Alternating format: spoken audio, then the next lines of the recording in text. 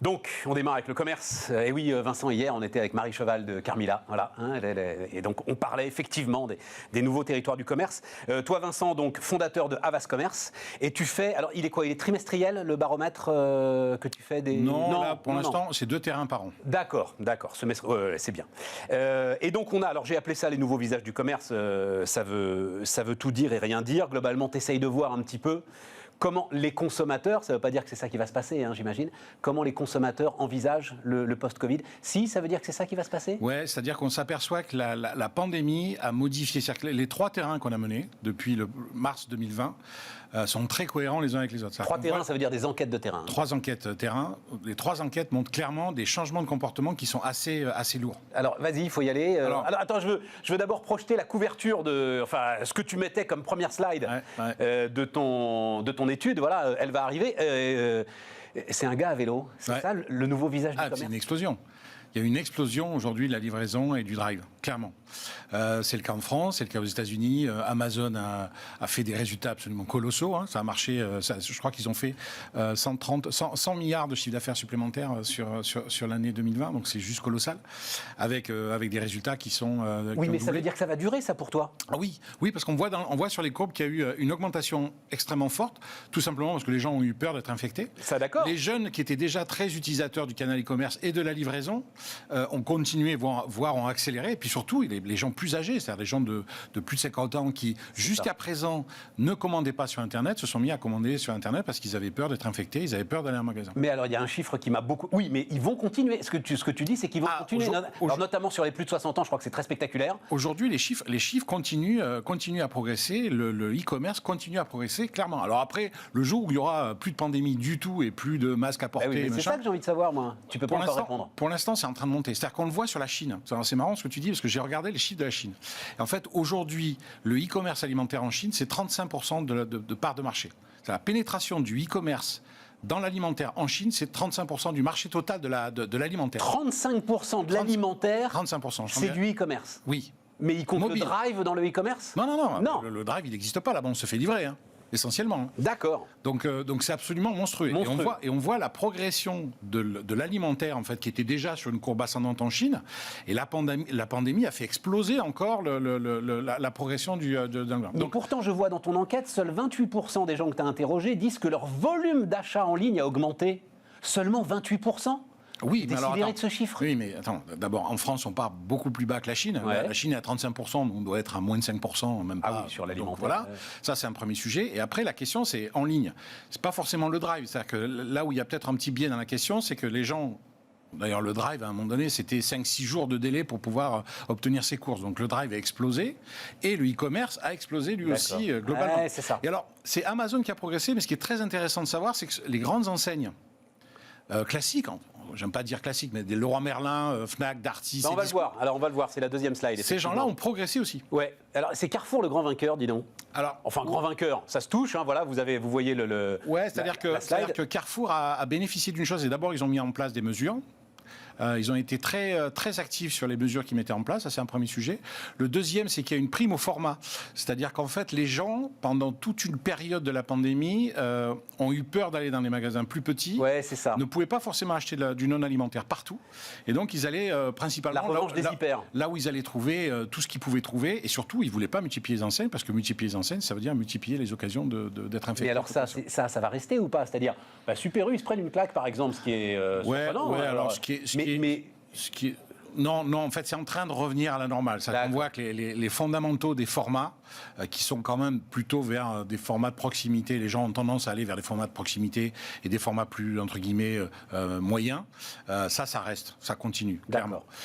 Les gros formats continuent aujourd'hui de peiner et continuent à avoir des soucis comme ils en ont depuis. C'était leur chant du cygne, en fait, le chant du cygne de l'hyper. C'est un peu ça. Enfin, Michel-Édouard Leclerc continue à y croire, et continue à dire c'est Amazon en 3D. Oui, mais parce qu'il n'a pas forcément un mauvais format. C'est-à-dire que ce qui est compliqué, c'est les grosses bêtes, les très très gros formats d'hyper, qui eux sont compliqués aujourd'hui pour les gens, parce que ça veut dire des kilomètres pour y aller, du temps de course, etc. Et puis compliqué à rentabiliser. Exactement. On va enchaîner d'ailleurs, parce que Amazon est l'autre grand vainqueur quand même.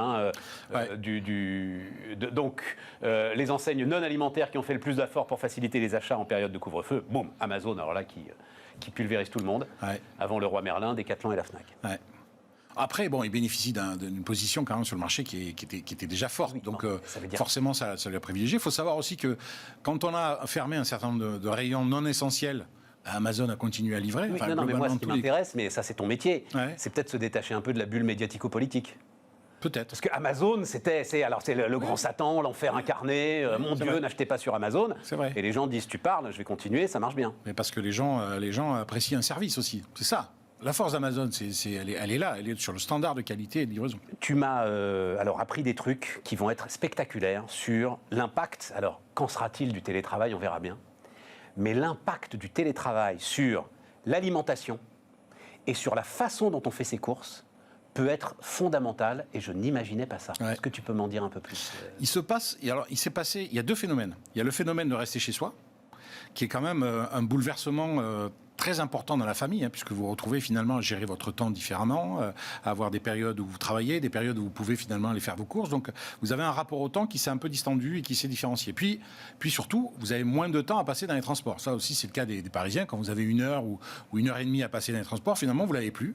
Et donc ce temps-là vous est utile. Premier point. Le deuxième, c'est la peur de la pandémie, la peur de la maladie a fait que les gens sont revenus sur l'alimentaire. C'est-à-dire la qualité de ce que vous mangez, comment vous mangez, à quelle fréquence. Voilà. Donc il y a une forme d'exigence sur la qualité. Et c'est la peur ou plus simplement qu'on a le temps de le faire? Alors il y a c'est-à-dire que c'est le sandwich triangle, tu vois, dans le truc distributeur, c'est quand on bosse, quoi, parce qu'on n'a pas le choix. En fait, dans les activités pendant la pandémie, on voit que les premières activités, c'est cuisiner. Ben oui. Ce qui est juste incroyable. Donc je pense qu'il y a une dimension sanitaire, une dimension médicale, bien-être, clairement. Et puis, il y a une dimension que je trouve très forte, en fait, dans le deuxième terrain au mois de juin, dans la deuxième enquête, on voit émerger l'écologie.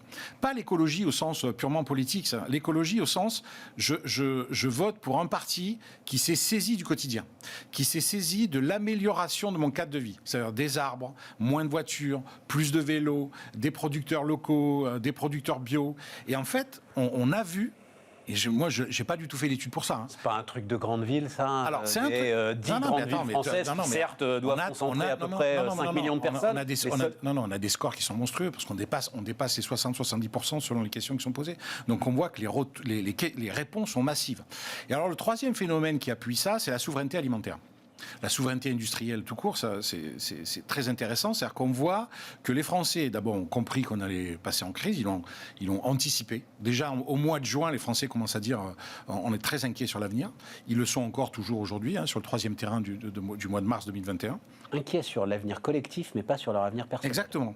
Mais c'est pour ça qu'il y a ce retour finalement à l'essentiel, à une vie plus équilibrée qui passe par le repas, par les amis, par la famille, par le sport, par le bricolage. Ça paraît fou, mais il y a un recentrage. Mais quand tu es inquiet pour le collectif, mais pas pour toi personnellement, ça veut dire qu'en fait, tu vas consommer. Ça veut dire qu'en fait, les Français ont fait beaucoup d'économies et ont un bas de laine. Et donc, en fait, il ne faut pas être inquiet. Et donc, en fait, il ne faut pas être inquiet. Moi, c'est mon grand message. Ah non, mais je pense... Et voilà. Non, mais alors, pour le coup, c'est pas ce que je dis. Je ne dis pas qu'il faut être inquiet. Je dis qu'ils le sont parce qu'ils voient bien que structurellement, quand même, quand on a dépassé les 450 ou 440 milliards d'endettement pour gérer la pandémie... Je sais, mais... Non, mais n'empêche que... Oui, tu as raison. Non, mais il y a trop de gens qui nous font peur avec ça pour qu'on puisse être rationnel. C'est un élément de communication qui est là, dont il faut tenir compte, et malheureusement, c'est le cas. Ce que j'ai vu, en fait, là où on sent que les taux est en train de se desserrer, c'est qu'il y avait une énorme pression sur les prix et l'engagement des prix au mois de mars et au mois de juin, pendant la pandémie, parce qu'il y avait une vraie peur. Donc on sentait que les Français voulaient des engagements tarifaires, notamment des distributeurs extrêmement contraints et tenus. Là, on sent qu'il y a une volonté et une envie de retrouver de la promo. C'est-à-dire, alors on va voir, c'est la dernière slide, justement, c'est la dernière slide qu'on va voir. Les prix sont toujours quand même à la une. Qu'attendez-vous que les enseignes mettent en place dans les prochaines semaines? S'engager sur les prix, 52%. Soutenir les agriculteurs français, 50%. Voilà. Tout à fait. Il y a une légère contradiction qui ne vous échappera pas, mesdames et messieurs, entre ces deux propositions. Il y a une légère contradiction, il y a un peu de pédagogie à faire pour expliquer qu'effectivement, consommer local, ça veut dire un peu plus cher. Mais si on veut soutenir les agriculteurs français, ça veut dire qu'il faut qu'on paye leur production au prix. Je pense qu'il y a un vrai travail à faire. Moi, c'est la discussion que j'ai avec pas mal de distributeurs aujourd'hui, c'est de leur dire il faut qu'il y ait un discours extrêmement adulte, extrêmement clair auprès des Français pour leur dire voilà, consommer français, ça a un coût. Ça ne veut pas dire qu'on va exploser nos marges, ça veut juste dire que ça a un coût. Et il faut nous aider. Et puis c'est le coût de la rémunération de l'agriculteur. Bien sûr, mais redévelopper une industrie en France, ça veut dire à un moment donné accepter de payer un peu plus cher. Mais attends, alors, parce qu'il nous reste que 2 minutes, mais juste sur... parce que quand même, parlons commerce et retail. Non, mais pour les retailers, c'est-à-dire la révolution des horaires. Si effectivement on part, notamment dans les grandes villes, sur les populations de cadres, sur 2 jours de télétravail par semaine, qui a l'air d'être un petit peu la norme qui va s'installer, il va y avoir une révolution des horaires. Il n'y aura plus de temps mort en fait dans la journée. Et peut-être que ça va alléger un peu les temps de tension du samedi après-midi. Bien sûr. Je pense qu'il existera toujours le moment un peu de tension du samedi après-midi. Mais d'abord... Ça veut dire qu'on vend mieux et plus, ça, je pense. Ça veut dire que la fréquence d'achat va baisser. Les gens vont moins souvent en magasin. Aujourd'hui, en tout cas dans les grands magasins, ils y vont moins souvent. Et ils font des paniers beaucoup plus importants. Toujours pour cette peur, entre guillemets, d'être infectés. Mais on est d'accord sur... Parce que c'est ça, en fait, le commerce... le commerçant qui va avoir le temps à nouveau de se retrouver face aux clients. C'est Pierre Elmalek, le merveilleux créateur de Maison de la Literie, qui m'avait dit ça un jour. On va leur faire cracher du pognon. C'est-à-dire, mais oui, cette magie du commerce, alors elle va pouvoir à nouveau donner un De toute façon, c'est prouvé. Hein. Moins vous avez de gens en magasin, finalement, plus le panier augmente et le temps de s'occuper du client permet justement de lui vendre plus de choses ou de meilleure qualité, etc., puisque vous êtes dans l'argumentation et le temps pris pour faire la vente, bien sûr. Donc, la vente conseillée, de toute façon, la vente conseillée a tendance à faire monter les prix. Voilà. C'est la vente qui n'est pas conseillée, c'est-à-dire la vente on va dire à l'étalage basique. Vous venez, vous prenez un produit, vous sortez. Bon, en général, vous achetez un produit et puis vous repartez. Donc c'était Mais ça veut dire que les commerçants doivent investir dans les conseillers. Ça veut dire qu'il ne faut pas lâcher les vendeurs. Il ne faut pas lâcher sur les vendeurs, clairement. C'est ça. Après, il faut des bons vendeurs, il faut qu'ils aient du temps pour faire leur job. Mais bien sûr, la vente conseillée, elle n'est pas morte du tout. Il militait en fait auprès de ses franchisés pour le travail du dimanche. Ces franchisés, ça les gonflait de travailler le dimanche et d'ouvrir les magasins le dimanche. Et il leur disait, mais mon Dieu, les gens ont le temps. C'est vrai. Dans des tas de villes, ils s'emmerdent le dimanche. C'est vrai. Mais bon. Non, c'est vrai. Vincent, merci infiniment. Merci de m'avoir reçu. Et donc, les amis, Bismart continue.